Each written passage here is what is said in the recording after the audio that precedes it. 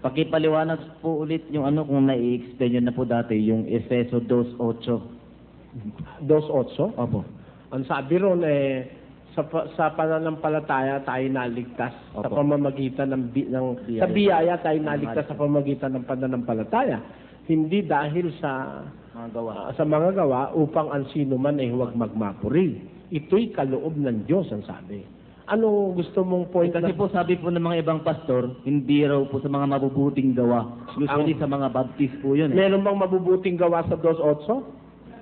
Wala namang mabuting gawa ron sa 2:8 eh. Hindi, sabi nga daw po, manampalataya ka lang daw yung nga, ligtas Hindi na ka. kailangan mabuting gawa. Nakasulat sa Biblia But the man of God may be perfect, he must be fully furnished with every good work.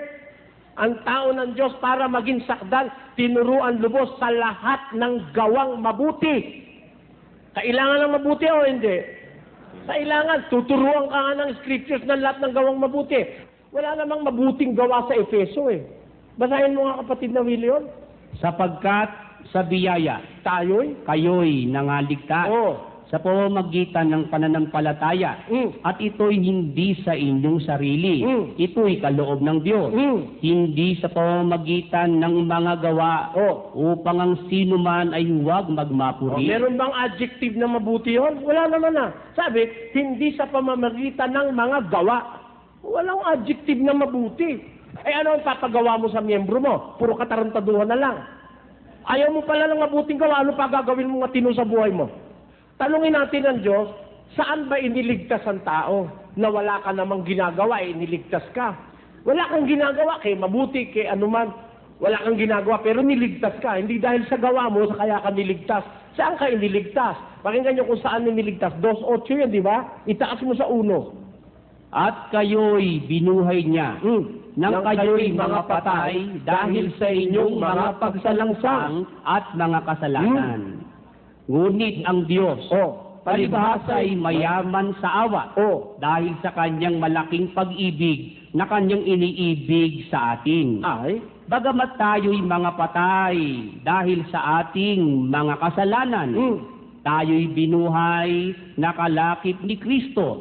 Sa pamamagitan ng biyaya, kayo'y nangaligtas. Saan ka nailigtas? Doon sa kasalanan.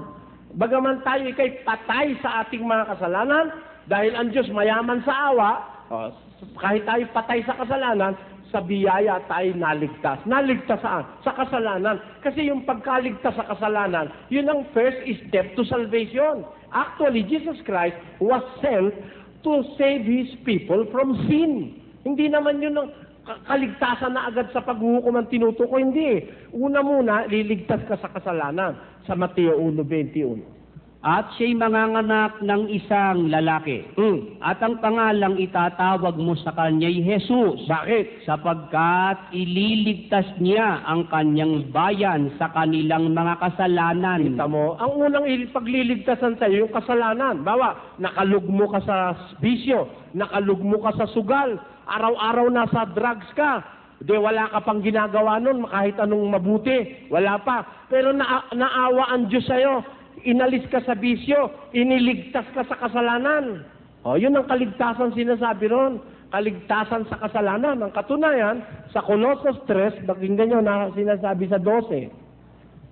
Na nagpapasalamat sa Ama, na nagpaging dapat sa atin upang makabahagi sa mana ng mga banal sa kaliwanagan. Na siyang nagligtas sa atin sa kapangyarihan ng kadiliman. Kita mo, doon tayo unang inililigtas ng Diyos sa kapangyarihan ng kadiliman. At naglipat sa atin sa kaharian ng anak ng kanyang pag-ibig. O kita mo, inalis ka sa kasalanan, sa kaharian ng kadiliman, nilagay ka ngayon sa kaharian ng liwanag, sa kaharian ni Jesus Christ. Yun ang kaligtasan tinutukoy doon. Hindi kailangan ng gawa ron.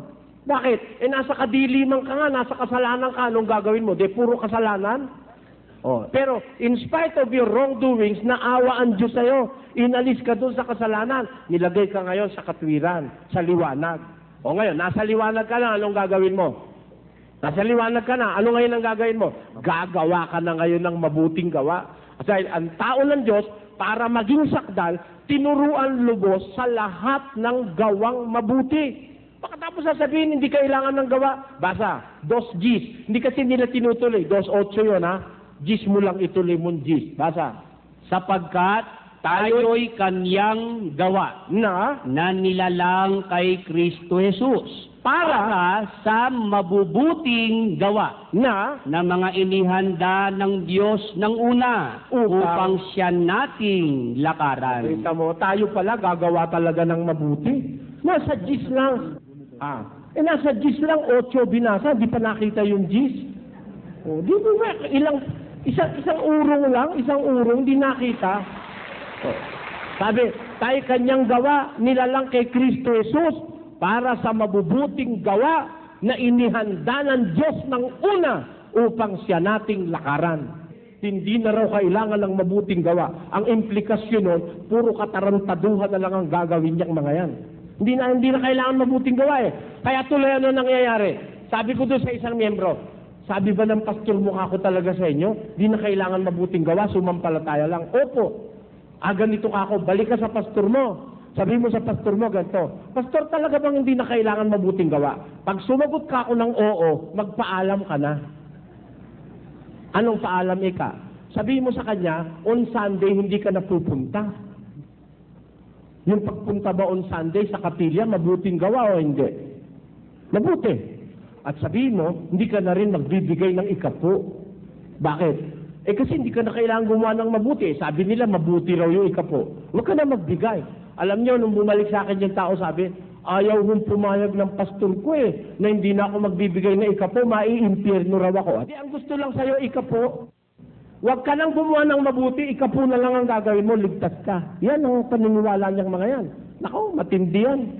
Kawawa naman kayo. Kapatid, salamat ha. Marami pa kasi magtatanong.